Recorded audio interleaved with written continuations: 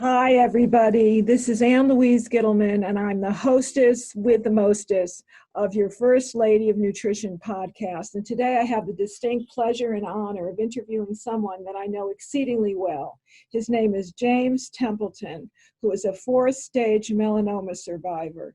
His is a story of not giving up when all other avenues of conventional medicine fail. It's about taking control of your life and finding a way back from the brink of death. It's about being able to tell your friends, I used to have cancer. And it is also the name of his wonderful new book, I Used to Have Cancer, because as a fifth generation Texan, James Templeton tapped into his fighting spirit and became an over 30-year cancer survivor who healed himself from a devastating diagnosis. So welcome, and how nice it is to have you with me today on the First Lady of Nutrition podcast. Well, Louise, it's wonderful to be here with you. It's just, an honor to be with you today. So my question to you is, and I know very much about your story, James was a client of mine many, many moons ago. That's how I first met him, and he is now a much more important person in my personal life. But what I'd like to suggest is that your book, I Used to Have Cancer, is a book that is not only inspiring, but it's one that incites hope when people have lost all hope. So tell us a little bit about your personal story and what was the aha moment that actually changed your life. Well, my story is a long story, of course, but my story started, I was living in Texas. I was a regular guy, a successful businessman, and I was only 32 years old at that time. And I thought everything was going pretty good for me. I had these several small successful businesses. I had a small farm. I had a beautiful daughter that wasn't even 2 years old. I had a wonderful wife. I thought everything was going great for me, and I guess you could say I had life by the tail. And I was even in really good physical fitness shape. And I was one of these guys that you would see running down the highway all the time because I was a runner and I worked out 3 days or more a week in the gym. And I thought I was in pretty good shape and I was doing everything and I was going to do really well. And the reason I got into all this exercise, Louise, was because my father and my grandfather both died of heart disease at a very young age. Uh-huh. Now, I didn't want to be the next one, so that's why I got into this. And I read a book back then, back in the 80s, by a fellow by the name of Jim Fixx. And Jim Fixx was a guru back then in the fitness arena, and he was this guy that felt that if you ran and you were in good physical fitness shape, then you wouldn't have heart disease. His father died at a young age of heart disease. And so I was really into this. I felt like if it worked for Jim, it worked for me. So you were a runner, Jim Fixx was your idol, and then you happened to pick up a newspaper, because I know your story very intimately well. You picked up a newspaper, and what was the changing headline that really cast a different light on your life? Well, I went to the office one morning, sat down with a cup of coffee, grabbed the morning newspaper and looked at the headlines, and it said, Jim Fixx, running guru, dies while jogging down the side of a road, and someone found him on the side of the road. Well, here's this guy that I'd been looking up to that I thought I was doing the right thing because of what he was doing. Now he dies of heart disease, a heart attack. I felt like I better reevaluate everything. I felt like I better get myself checked out, and find out what kind of condition I was really in. So the next thing I did was I decided to go get one of these stress tests, cardio stress tests, from a specialist there in the town I was living in. And it was one of those tests that they give you, and you get you on the treadmill and they get your heart rate up as high as you can go, and to see how healthy your heart is, how you recover, all that. And the doctor told me when I went in there, he says, listen, he says, you're in tremendous shape. He says, I don't think I've ever seen anybody do as well on this test as you. I think you broke the record, the all-time record. And I'm there, and he says, but He says, you're going to live a long time. He says, I don't think you have to worry about your heart. We did a very thorough examination on you. You're in tremendous shape. You have great health. And before then, I'd run up to 60 miles a week. So I was really, really into the running thing and the exercise. But on the way out of his office, he says, there's only one thing I could even find to be even concerned about. He said that there's a mole on your back. Uh-oh. And he said that mole looks a little different to me. It looks a little strange. Probably nothing to be worried about. He says, I wouldn't think too much about it, but when you get a chance, go down to a dermatologist and get checked out. He said, there's one right down the hall, actually. He said, and, just go in and see. That's the best thing to do. So I didn't think much about it. So what did I do next? I went down to see this guy. I went down to that guy he was talking about a couple of weeks later. And when I went in there, the guy says, I'll be right with you. Go in the office, take your shirt off and have a seat. So he comes in the room. He looks at my back. He looks at the mole. I told him what the problem was with the mole. And he says to me right off the bat, he says, oh my God. He says, I think you have melanoma. And he just got all excited. He started almost dancing around in the room. And he was very, very upsetting to me because, all of a sudden he's telling me I probably have melanoma. Now, I didn't know a lot about melanoma, but I knew it wasn't a good thing to have. So he told me right then that this could be bad for me. He might have to remove a large portion of my back tissue. He said people die from this. He went on and on about it, scared the heck out of me. And I decided to get up and I told him, I said, look, I'll get back to you. I'm going to have to go home and think about this. So I left that office. I was very, very upset. I drove home and when I got home, talked to my wife. We decided to get another opinion. I went to another dermatologist that I'd seen several years before, and he looked at it and said it looked suspicious to him also. But instead of him determining what it was, he said, let's just send you over to an oncologist. And he said, this oncologist is world renowned. It's a friend of his. He said, if anybody knows, he'll know. So I went to see this oncologist. It was down in Houston, Texas. And he says to me, well, it looks suspicious to me also. He said, the only way we're going to know is if we get in there and see exactly what it is. He says, I can remove this right here, right now in the office. If you want to, just lay down on the table and I'll get ready and remove this thing for you. So he did. He took a big plug out of my back, probably a 2-inch square plug. He said he was going to send it into the lab. He'd get back to me in a few days. Well, it was a long time before he got back to me because he told me to go home. Don't worry. I'll get back to you real soon.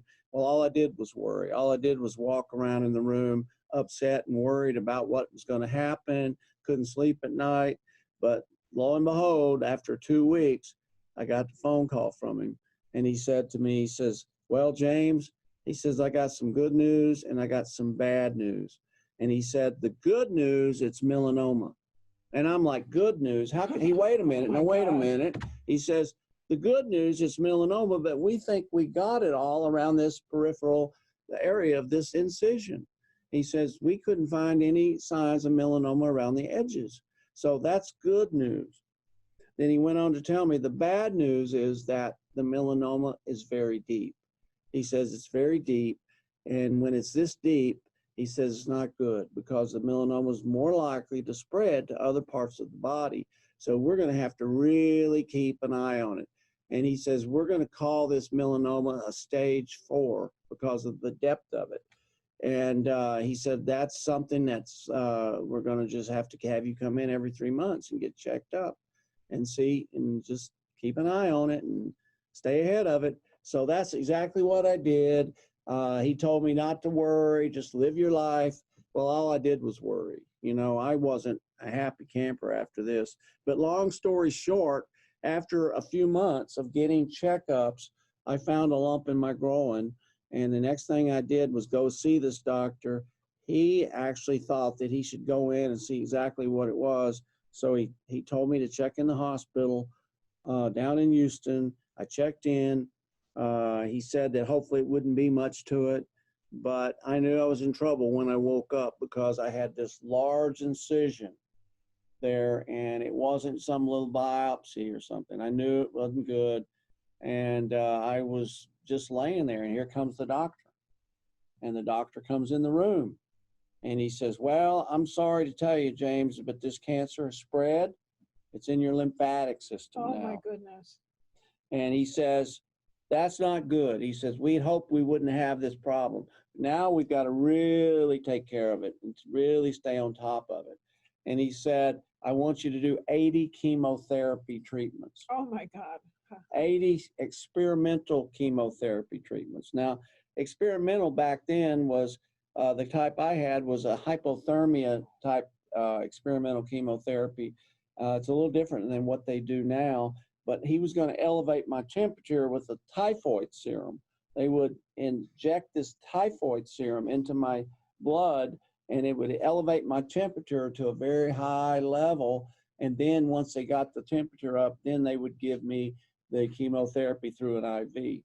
Oh, my God. It sounds worse than the possible cancer. Well, it was awful. So he went on about other things I needed to do, and it's all in my book. I used to have cancer.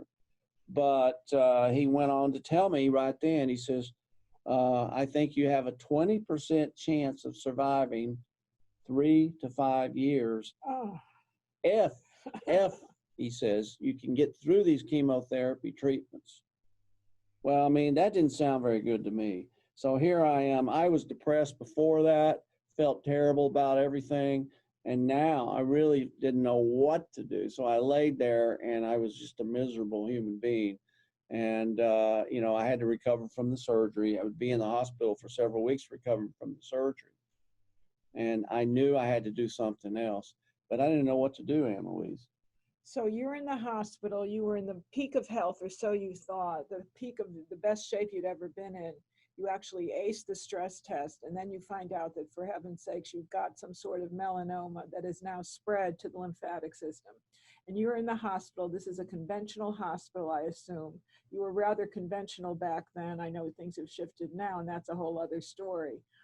But what did you do knowing you were facing a devastating diagnosis at the age of 32? Well, this was a regular, conventional, traditional medicine hospital. And, Houston's known for their hospitals and their cancer hospitals and all that. And I was right flat in the middle of one of those hospitals. And I knew that something had to be done. I just didn't like the odds that I had. And here I was, 32 years old, and, getting a diagnosis like this. So I'm laying there, and all of a sudden the phone rings. I got a telephone call. And the phone was from a minister of mine, a church that I went to occasionally. Now, I wasn't a real religious guy or anything, but I went to church occasionally. And this fellow I knew, and he calls me up and he says, James, this is Ron. And he says, I've been praying for you. I heard about your condition. I heard about what's going on. He says, and many other people are praying for you also. He says, I want you to know that if anybody can beat this cancer, you can. He says, I know that you're a guy that can push himself. I know that you're a guy that's been a runner, and you know how to really, just go all out when you need to. And he says, I know that you can beat this. And he said, right then, he went on and on about this, and he told me, he says, you beat this SOB in cancer. Wow. And I mean, yeah, and he said it the other way. I mean, full worded. But he was trying to shock you. He was. And it got my attention, because here I was laying there feeling sorry for myself, feeling like my life was going to end soon. And that I guess you could say I was a blowed up duck, just not much hope. But now this minister calls me up and tells me these things, and then shocked me with what he said before he hung up the phone. It got my attention. So what did I do next?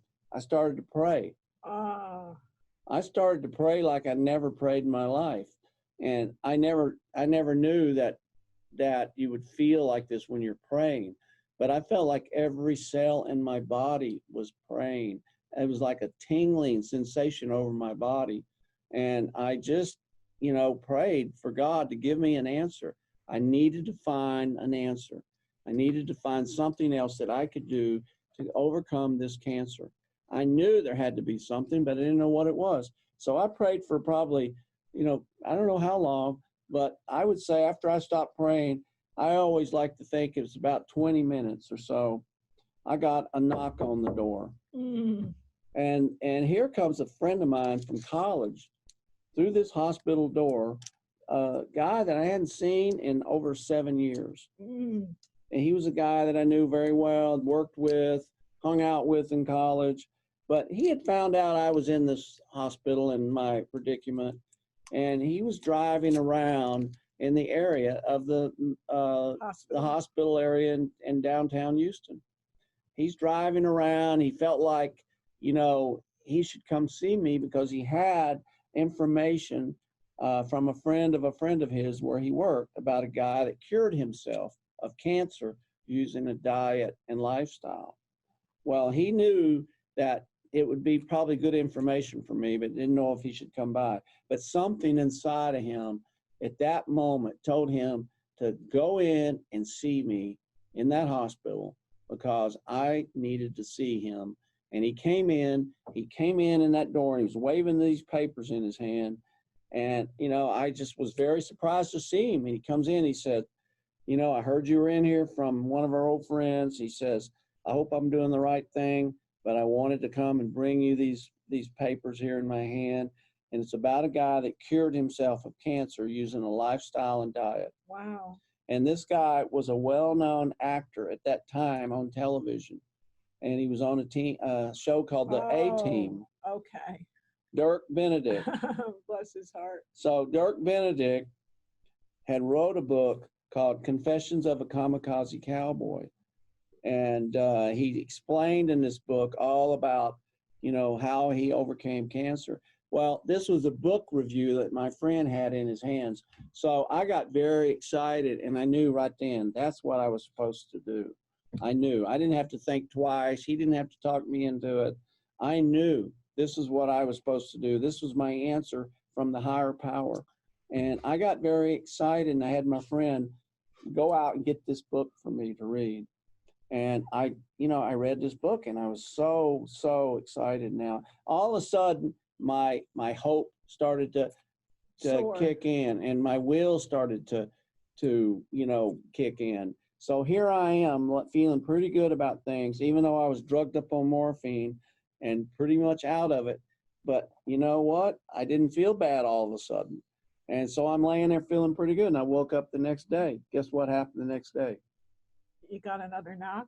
I got another knock on the door. I think I read your book. So I'm laying there, and I got another knock on the door. And here comes my stepmother through the door. She's got a book in her hand. This is the next day. She comes through the door with a book, and it's about vitamin C and cancer, the book. And it's written by a fellow by the name of Linus Pauling, which was a famous research doctor that did all this research with vitamin C. And it talked in the book about people that had terminal cancer.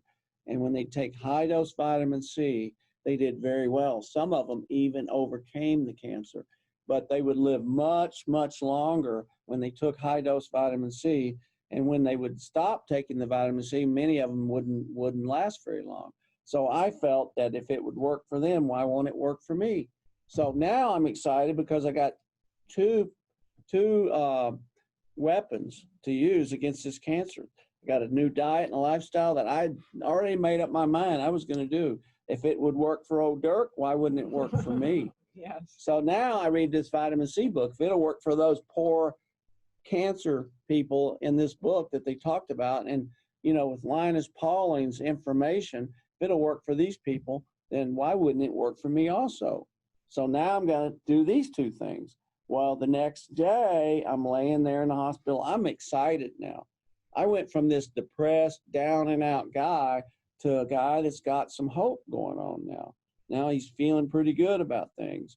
He's excited about getting out of this hospital and getting started on all this. So what happens the next day? I got another knock on the door. There was 3 knocks in 3 days. He comes through the door. This guy comes through the door. Guess who he is? He's a psychotherapist from the hospital. He comes through the door and he says, I'd love to talk to you, James. He said, I've heard that you've been having a rough time here. And he heard I'd been depressed and all this. And he wanted to talk to me. And he said, can I talk to you? And I said, yes, you can. He says, well, I'll come back tomorrow and we'll have a sit down and we'll talk. So the next day he comes through the door and I asked it right off the bat. I said, listen, I got to ask you a question. Have you ever heard of a diet called the macrobiotic diet? Because that's what Dirk's book talked about, the macrobiotic diet. So he says to me, hold on a minute. He just took off towards the door. Well, I thought he's leaving. I didn't know what was happening. I didn't know what I must have said the wrong thing. So anyway, it's funny. He goes out, he looks around the hall, goes and shuts the door, comes back in, and he says to me, yes, I have heard about macrobiotics, but he says, you have to promise that you'll never tell anybody about our discussion that we're going to have. I don't want to lose my job, my pension, all that kind of stuff. He said, I've been here for 20 some odd years. I don't want to end it right now. And he said, well, you promised not to tell anybody. And I said, of course. So he sat down. He went on to tell me that this diet had helped many people. He had heard unbelievable things about it. But he says, the thing about it is it's not an easy diet and lifestyle to follow because there's a lot of things you have to do. He said, it's for a person that's willing to roll up their sleeves and go to battle and to do it 100%. You can't cut a lot of corners or you won't get the success. Now, I've read a lot of good things for those that really do it 100%, get the best results. He said, I even tried it and I couldn't stick with it. But he said, I didn't have cancer. I just wanted to be healthier, but I couldn't do it. It's a lot of work. So he told me, he says, by the way, you don't even seem depressed. He said, you seem pretty excited. And I said, well, yes, I am. I got a lot of things that I'm excited about now. And this macrobiotic diet and is one of them. I'm very excited. So he told me, he says, you seem like the kind of guy that could do this. He says, so it might be something that you want to consider to look into. So after this visit, I got very excited even more because this guy is confirming everything I had been learning. And he was an expert. He was a very professional guy. Now, if he's telling me this behind closed doors, then I better really get excited. So I did. So I made up my mind then I was going to do it all. I was going to do the chemotherapy also. If the chemotherapy, would help people, then why wouldn't it help me? So I thought that chemotherapy would go along with these other things and I'd do it all. So long story short, I ended up doing the chemotherapy. I actually did 10 treatments and it was the worst 10 thing. out of 80. Yeah, it was the worst thing I ever did because I felt like I'd been to hell and back. I tell you, it was terrible because they elevated my temperature. They put weighted blankets on me. I was miserable. I felt like I had the worst case of flu I'd ever had and it wouldn't go away. That's how bad I felt. And I was just in terrible pain. And, I was hopped up on a morphine just to help me get through the days. But after I got through with my 10th treatment, I'm laying there because I had to do this every day. It was 8 to 10 hours a day with an IV in your arm. Oh. It wasn't just a couple hour thing like a lot of people do. They do chemotherapy, go to the doctor's clinic or office and get chemotherapy. This was on your back for probably most of the time 10 hours. So you're there, you have to go 5 treatments at a time, and then you had to go home and recover for 2 months and then go do another 5. That's how bad it was because you couldn't recover after 5. It took a couple of months to recover to where you felt halfway decent. So I decided to do that, but I felt so bad the second 5 treatments. It made me so sick. I felt like that, I wasn't going to make it. That's how bad I felt. So every night people were dying left and right in the hospital. I could hear them at night. I would hear about these people that were dying of pneumonia. They were dying of pneumonia and kidney failure and things like that. Well, I realized right then that it wasn't the cancer that was killing them, it was these treatments. So I decided I better get the heck out of there. So one day, shortly after that, I had to stay in the hospital a few days to recover. The doctor comes in and he says to me, he says, well, I'm sorry you're having such a rough time, because I, was. And he says, I'll tell you, your body's just not responding. We had hoped that it would, but it's not. And he says, I don't know what else to do. And I said, well, what would you do for your son or daughter? He said, I'd do the same thing. And I said, well, doctor, I said, I could die in here from these treatments.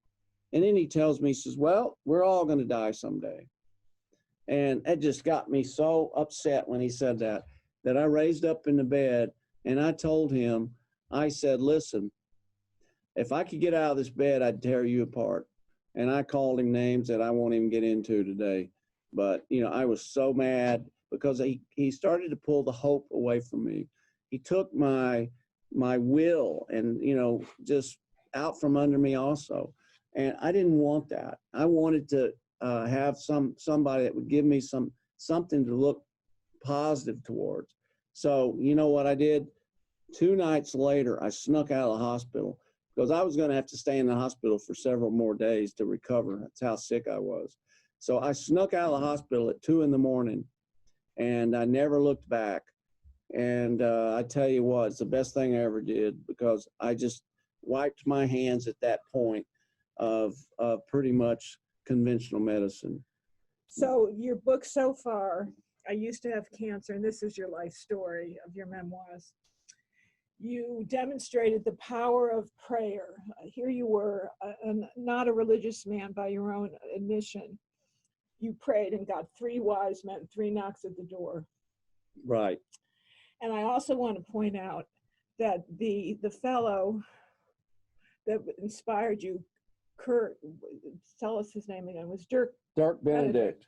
What was his name in the ACE? His name in the A It's team. It's another Yeah, sign. and I found out this later because I really didn't realize it. I watched the show, but not, a whole lot. But it was a popular show, and his name was Templeton Peck on the show. They called him Face on the show also, but his real name in the show was Templeton Peck. Well, my last name's Templeton. Well, if that's not a sign, what is? Exactly. And I also want to point something else out, which is another divine coincidence, although I don't think there are coincidences.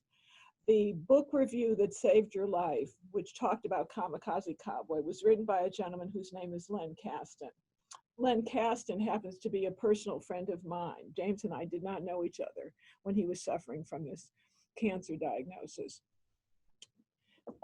Len Kasten was supposed to actually do a review of one of my new books, and instead he chose to do Kamikaze Cowboy, which helped to save your life. Yeah, we're sitting there at the table when I first met Len. He walks in and we're talking, and I guess Louise or myself mentioned that I had recovered from stage 4 melanoma. And he says, oh, really? And I said, I read a book. And he said, well, what was the name of the book? And I said, Confessions of a Kamikaze Cowboy. And I said, I got a book review from a friend of mine that came through in the hospital in a magazine called Let's Live magazine. And he says, oh my God, he says, I think I wrote that review. He did. So after talking a little bit, we determined that he was the guy that wrote the book. So it's funny how life is, how everything kind of goes in a circle. And, and after I left that hospital and decided I was going to go to war and roll up my sleeves, and if this diet and lifestyle and vitamin C and everything I was going to go forward with, I knew that if I couldn't do it, who could? I was gonna beat this cancer. If it was the last thing I did, I was gonna kick, claw, scratch, anything I could to beat this cancer. And that's how I went out of there with that kind of attitude. And I think that's why I'm still here 34 years almost since that hospital stay. Wow. So give us a thumbnail sketch of the exact protocols that you used. You followed a macrobiotic diet. And why do you feel that was a cancer destroying diet? What was it about this that helped your immune system? Well, the macrobiotic diet back then was pretty popular. And of course, I'd never heard of it. Where I lived, you go to the doctor when you get sick, and you don't. That's all you know. But once I found out about this, it made so much sense. And as I look back, it's not really a miracle that it works. But what the macrobiotic diet is basically made up of is about 50% grains in your diet, whole grains, and everything's organic. There's no corners cut. You have to have the very best of the best. So it's a high fiber diet. It's a very high fiber diet. And there's also about 25% is vegetables. Majority is cruciferous vegetables, allium vegetables. These are very important for fighting cancer. They are the key factor in foods that you have to eat no matter what diet. It's a non-negotiable food that you need if you're fighting cancer. So it contains a lot of these vegetables in the diet. It also contained soups. Now, we had a lot of miso soup, which is very, very high in the good bacteria. It's made from soy, and a lot of people think, well, soy is not good, but fermented soy is very, very healing. Very anti-cancer. Yes. So the miso soup we had once or twice every day, and we had a lot of vegetables in that also, and we had other soups. So about 10% of the diet was soups, because almost every meal I had a soup. And there was about 10% was beans, different kinds of small beans like lentils, chickpeas, aduki beans. These are the small beans. They're high in protein, but very low in fat. Now, this is our way of getting enough protein, because a lot of people don't get enough protein in some of these diets. But this gave us enough protein where we felt satisfied, our energy was good through the day. And, there's a lot of fiber in all these foods. And fiber is so important, because cancer is caused from lots of toxins in the body. Everybody that has cancer is over toxic. So when you eat a diet that's so detoxifying and has so much fiber, it not only detoxifies you, but it also acts as a prebiotic, which is good to produce more probiotics, the good bacteria in your system, which consists of about 80% of your immunity. So when you have cancer, you want some kind of a diet that not only detoxifies, but also helps stimulate and produce more of the good bacteria in your system, and also has cancer-fighting properties in it. And this diet also had about 5% sea vegetables, which is very, very high in minerals, certain minerals that are very important and other aspects for fighting cancer. So the macrobiotic diet was a wonderful thing, but the key to it is eating a wide variety, chewing your food very well. They say 50 times. Well, I decided that if 50 was what they recommended, I was going to do it 180. I don't know where I got the 180, but I chewed my food for at least a couple of years, 180 times a mouthful. And that sounds like, how could you do that? But you basically are chewing liquid. But it's so easy on your digestive system. We're trying to take the load off of your digestive system. We want to build up your immune system. So why just swallow food and make your system work so hard? So I just have to bring up that when you talk about a high grain diet, that is very antithetical to what is now popular in the culture. People are talking about high fat, higher fat, ketogenic style diets. How does this meld with a ketogenic diet? Well, there's people that have these different ideas, but high fat, but fat is harder to break down, and a lot of people just can't digest it, and a lot of people can't. Now, the grains, I think if I was going to do this over and I was going to do a macrobiotic diet, I think I would eat less grain. The reason is that I think whole grains is different. Now, we didn't eat cracked grains. We didn't eat processed grains you get in a package at the health food store or the grocery store. We were eating this stuff. It's like acting like a broom in your system. And, you know, the thing about it is you want to avoid as much sugar as you can.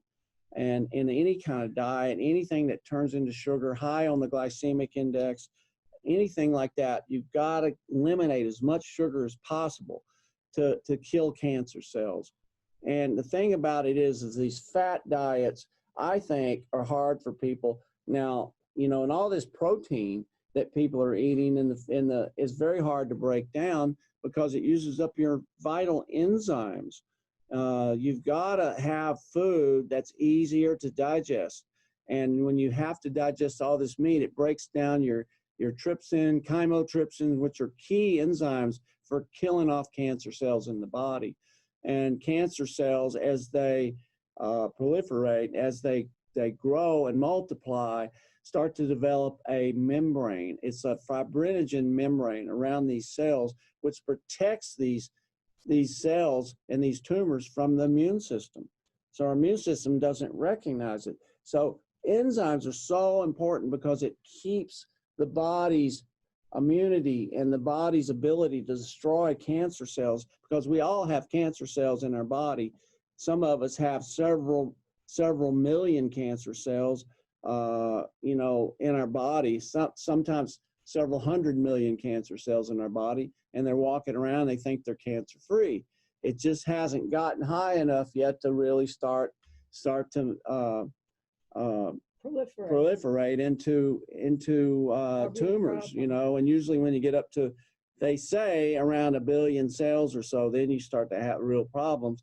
That could take 10, 12 years. But the idea is these diets really use up a lot of your enzymes. So I need to ask you this question, because there are a lot of people that are writing, and they're not even 4-stage melanoma survivors. They're not late-stage cancer survivors the way you are. They haven't survived for 30 years, but they're promoting a vegetarian, a vegan, a raw foods diet. What is your concept about that? What is your opinion about that? In other words, is there one diet that fits all cancers? Just to be a leading question. No, there's not one diet, because like I said earlier, there's certain non-negotiable factors that you have to abide by when you're fighting cancer. But a lot of the thing, I mean, you hear a lot about juicing. Now, I'm not against juicing whatsoever at all, but if that's all you do, it's very cooling to the body. The body has to stay at a certain temperature to be healthy. And when you're taking all these cooling foods and raw foods and everything everybody's eating, it's very, very cooling on the body. So we need warm foods. We need a balance of foods, some cooling foods, but more warming foods. And I'm not talking about overcook everything. I'm talking about a variety of saute, light boiling, steaming, stewing. Yeah, it's just everything, because it's all about variety. But, you know, just go hog wild on one vegetarian, just vegans, you know, in my view, routine. So are there certain cancers that lend themselves well to a vegetarian diet? Are there other cancers where you need more protein? Well, there's certain cancers that they say, now I'm not saying this, but I've read this over the years by people that have done a lot of work with cancer. In some cases, certain cancers that like a melanoma, like what I had, in some cases I've read this, melanomas, lymphomas, leukemia. These diets, I mean, these kinds of cancers tend to do better for some people with a more slight amounts anyway of animal food. They seem to do better with that. Now, you get a lot of other cancers, which are sort of cancers like prostate, breast cancer, other hard tumors. Those tend to do better with a vegetarian diet. So there is a reason, if you look at the Eastern philosophy of it, I think it may be the reason, one of the reasons is because when they talk about an Eastern philosophy, even like macrobiotics, they talk about the yin and yang, the expansion and the contraction. Some tumors are more expansive, some are more contracted. You know, the harder tumors in the organs in the body, deep within the body, are more contracted tumors, are more yang tumors. So it only makes sense that you would try to battle these with bring them back to balance a little bit, things, and start to kill things off and detoxify with a more yin type diet, which would be more vegetarian type diet. Now, diet like melanoma tends to have qualities of yin and yang extreme. So you want to maybe have a little bit, in some cases, maybe fish, things like that, a little bit with it, but not get overboard. And that's what the macrobiotic diet did so well, because we would have a little bit of fish. And it depends on your condition. Some people have more fish than others, but we would have fish soups and things like that. But I did very well on it. But after a few years, after probably 4 or 5 years of being really, really strict, my body needed to widen out and start to put a little bit more protein into my diet. It seemed to work better for me at that point. But sometimes you have to go for a couple of years or more and really detoxify on a deep level and follow a really strict, sometimes more vegetarian diet works very well for a lot of people.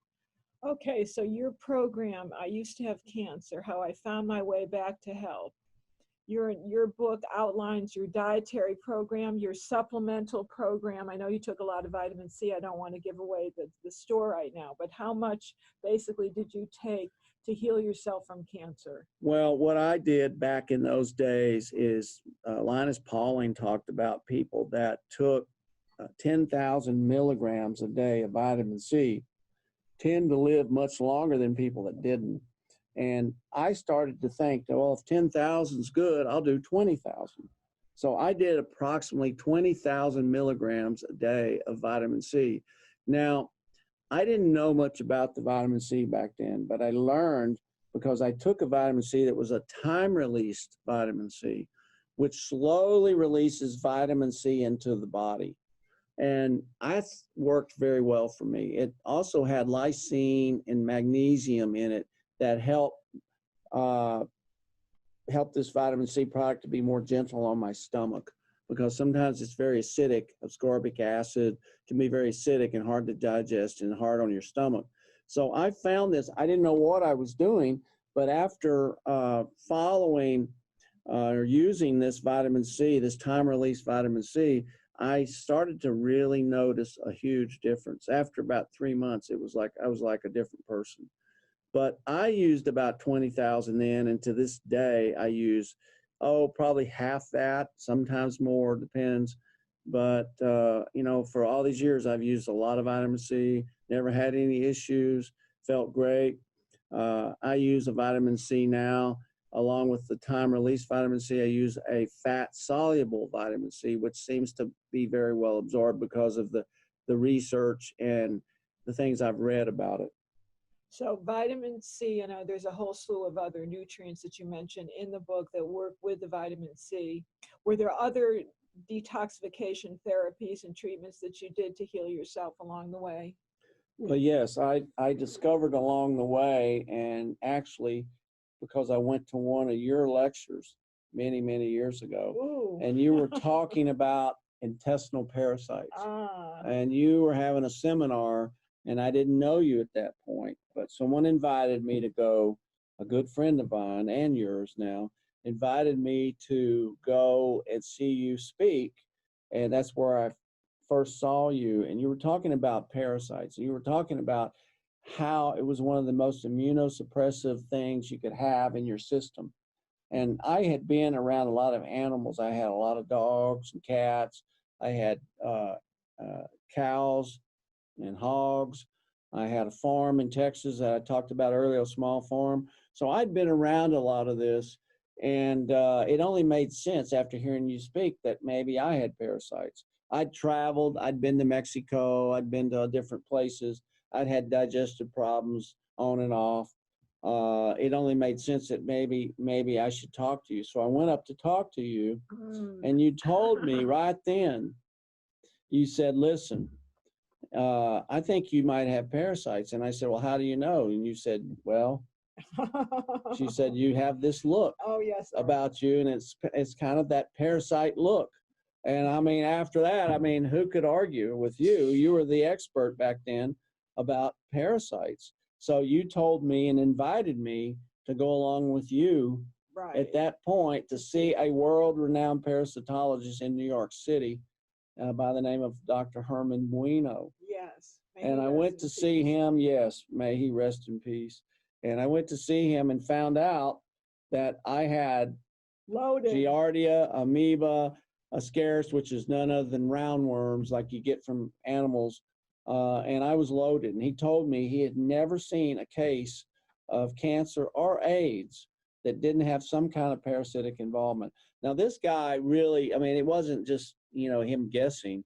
He took a stool tissue swab, and he put it under the microscope, under one of those teaching microscopes where I could see one side and him the other, and he could show me everything under there. And this guy told me right then, he says, you're loaded, my friend. And he recommended that I take herbal formulas, herbal parasite formulas, because he said at that point, he was a medical doctor, but he didn't recommend the drugs because he said he didn't have good results with the drugs. So he put me on these herbal formulas that seemed to work for me. After 3 months later, I went through this cleanse. It was a very interesting time. Before I knew it, though, I went back and I was parasite free, parasite free. And then I got to thinking about all these friends of mine and people I had met that had cancer. And I thought about what the doctor had told me. And I said, you know, I bet you that they all have parasites too. So it started me to thinking about what I wanted to do next in my life. And that's what really led me to the things that I've been doing in these days, the last 28 years.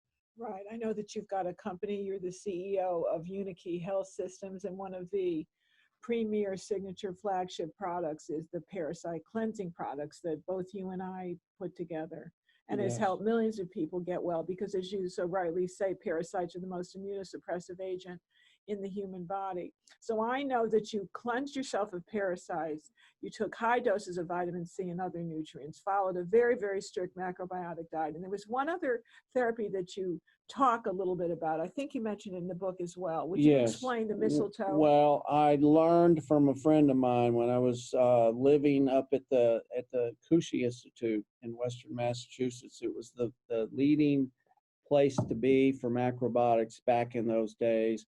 And I learned from one of these friends of mine, it was a macrobiotic teacher. They suggested that I go see a doctor there. He was a medical doctor. He was an anthroposophical doctor that was trained out of Germany. And he was a Rudolf Steiner doctor at that point. And he told me when I went to see him, he says, the reason that you got cancer in the first place, and it sounded interesting to me, he said, is because your body and your spirit have separated. And he started to go on about that. And he says, the best way to bring things back to balance is something called Iscador, which was none other than a type of mistletoe that I ended up getting from Germany. And I would have it shipped, and I injected this mistletoe for a year. And that was something that really seemed to stimulate my immune system. And that's what it really does. It stimulates your immune system so high that it starts to rev it up. And it's very, very important to have a strong immune system. And that's what it does to help fight cancer off. So that was another thing that I did. But I wanted to just say one thing. We talked about the parasites. And I wanted to say one other thing, if I could. You know, when I used to go to the veterinarian, and I did many times with my animals, and that's the first thing they check for is parasites. If any of you go to a veterinarian, the first thing most of the time they check for is for your dog or cat is parasites. Well, why are they checking for parasites? But that's the last thing any doctor's ever even talked about to me, is checking for parasites. Usually they don't even talk about it. So why wouldn't medical doctors check for parasites if it's so immunosuppressive? That's the thing that bothers me. I know the reason is mainly because they didn't study this in medical school, but I find that very, very interesting. So we've come to the end of the First Lady of Nutrition podcast, and I used to have cancer. What are the 3 takeaways you would like to leave our audience with in terms of finding their own way back to health? Well, I think it's so important for people if they're misfortunate enough to be diagnosed with cancer, and unfortunately, almost 1 out of 2 of us is going to be diagnosed in our lifetime. It's getting close to that now, and I think they say it's 1 out of 2 men and 1 out of 3 women, but it's getting closer to that 1 out of 2. And the thing about it is most of us are living our lives. We're not really that concerned about it. Some of us are. We don't talk about it. I know it's kind of a down subject for people, but unfortunately, we're all going to have to deal with it either ourselves or with a family member or one of our close friends. And I like to always say that whether you do conventional or natural treatments or both, as I did, just because a doctor tells you that you have stage 4 or whatever stage it is, probably the earliest you can detect cancer, the better. But unfortunately, a lot of us end up with 3 and 4 stages, and that's the ones you really have to watch. But it's all serious. But the thing about it is if a doctor tells you there's not much they can do for you, or you don't have great chances going forward, I just believe that you can't accept that. I believe that you can beat cancer. You just got to understand what really causes cancer.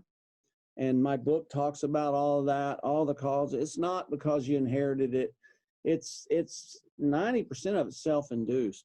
And I know that there's so much that you can do out there. And again, I go through a lot of things in my book, very simple things you can do. It's easy to read. I think it's so important to understand that if I can do it and many other people can do it, then why can't you do it?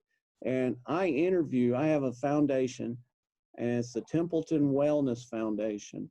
I invite you to go and check that out, and you will see the people that I interview. Most of them have had stage 4, some 3. Cancers have been pretty much written off, and several of them have had pancreatic cancer, which is usually pretty much a death sentence for most people. And, they've survived, some of them for 20 years or more, and they're doing great now. And what did they do? They did all natural things. They've changed their lifestyle. They cleaned up their environment. They researched. There's so much you can do. And again, I talk about it in my book. But don't give in to or listen to someone. And the best thing you can do is take control of your own health. And it's so, so important. But you first got to find out what your chances are. You got to talk to the doctor, see exactly where you stand. So where can we find your book, I Used to Have Cancer, James Templeton? You can go to Amazon, of course, Amazon.com, Barnes & Nobles, most other booksellers. You can get it at Uni Key Health. Uni Key Health is my company that I started 28 years ago. Also, other things that I've talked about, you can check us out. I think you're going to enjoy the book. It's a great read. So I want to invite everybody to pick up I Used to Have Cancer. It is a guide to using alternative approaches to overcoming cancer and regaining your life. Glad to have you with us. Thank you so much. It's been great. Thank you so much, Ann Louise. My pleasure. Ann Louise. My pleasure.